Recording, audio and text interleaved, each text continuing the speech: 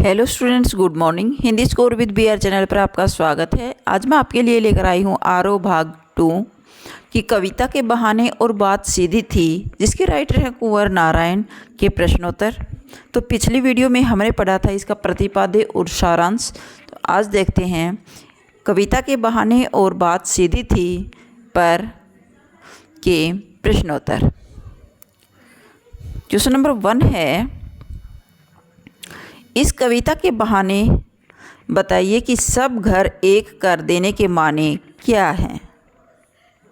सब घर एक कर देने के माने का अर्थ है कि सभी घरों को एक समान समझना।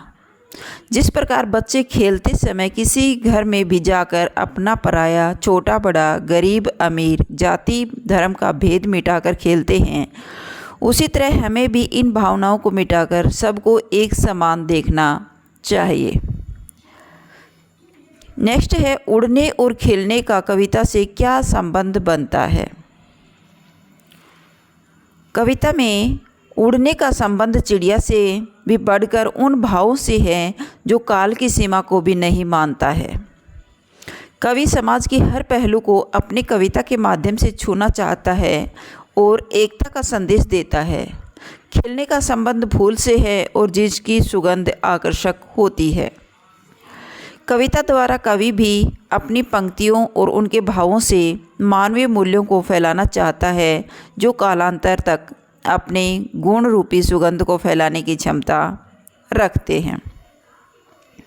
नेक्स्ट क्वेश्चन है, कविता और बच्चे को समानांतर रखने के क्या कारण हो सकते हैं।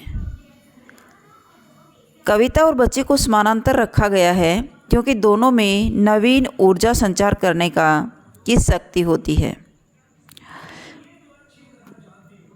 और बच्चा पुराने मूल्यों में वर्तमान के मूल्यों को जोड़ता है और भविष्य की ओर बढ़ता है। उसी तरह कविता भी पुराने भावों को वर्तमान के माध्यम से भविष्य की ओर ले जाने की गति देती है। नेक्स्ट है, कविता के संदर्भ में बिना मुरझाए महकने के माने क्या माने गए हैं।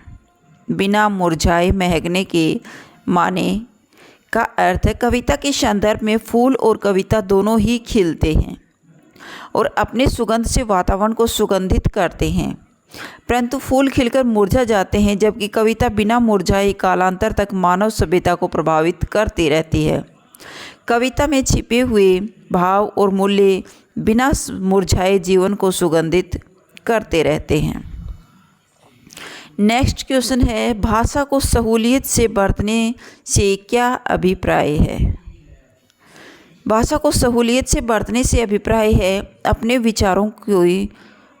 विचारों को बताने के लिए ऐसे सरल, सहज और सर्वमान्य शब्दों का प्रयोग करना चाहिए ताकि वे अधिक से अधिक जनमानस तक पहुँच सके और प्रत्येक व्यक्ति पाठक उसे समझने में सक्षम हो सके। कठिन और आडंबरपूर्ण शब्दों का प्रयोग कविता में नहीं करना चाहिए, जिससे दूसरों को समझने में कठिनाई होती है। बात और भाषा परस्पर जुड़े होते हैं, किंतु कभी कभी भाषा के चक्कर में सीधी बात भी टेढ़ी हो जाती है। किसी भी बात को कहने के लिए हमें उचित शब्दों का चयन करना चाहिए, चयन यानी प्रयोग करना चाहिए, जिनसे हमारी बात उस व्यक्ति तक स्पष्ट रूप से पहुंच जाए और हमारे कहने का मतलब भी समझ जाए। वरना कई बार सीधी बात भी टेढ़ी हो जाती है। कठिन और आडंबरपूर्ण भाषा का प्रयोग करने पर कभी कभी उस बात का विपरीत अर्थ भी निकल जाता है। हम अपनी मूल बात कहने में असफल हो जाते हैं। अनावश्यक शब्दों को कविता में भरने पर हम अपनी जो मूल बात कहना चाहते हैं वो बात भी असफल हो जाती है। बात कथ्य के लिए नीचे दी गई विशेषताओं का उचित बिंबों या मुहावरों से मिलान करें।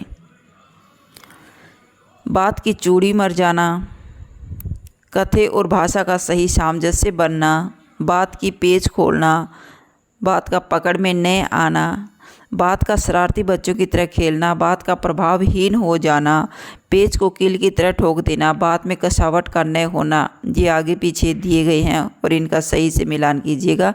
बात का बन जाना, बात को सहज और स्पष्ट कहना। चलिए इसका मैच करते हैं, कौन किसके साथ मैच करता है। बात की चूड़ी मर जाना, बात में कसावट का न रहना, बात की पेच खोलना, बात को सहज और स्पष्ट करना, बात का शरारती बच्चों की तरह खेलना, बात का पकड़ में न आना। नेक्स्ट है बात का बन जाना, कथ्य और भाषा का सही सामंजस्य करना। तो ये थे आपके कुंवर नारायण द्वारा लिखित बात सीधी थी पर, अर्थात कविता के बहाने कविता से लिए गए मोस्ट इम्पॉर्टेंट क्वेश्चन है। अगर आपको मेरी वीडियो अच्छी लगी हो तो प्लीज़ लाइक कीजिए, शेयर कीजिए और सब्सक्राइब करना न भूलें। फिर मिलते हैं नेक्स्ट वीडियो में। Bye bye.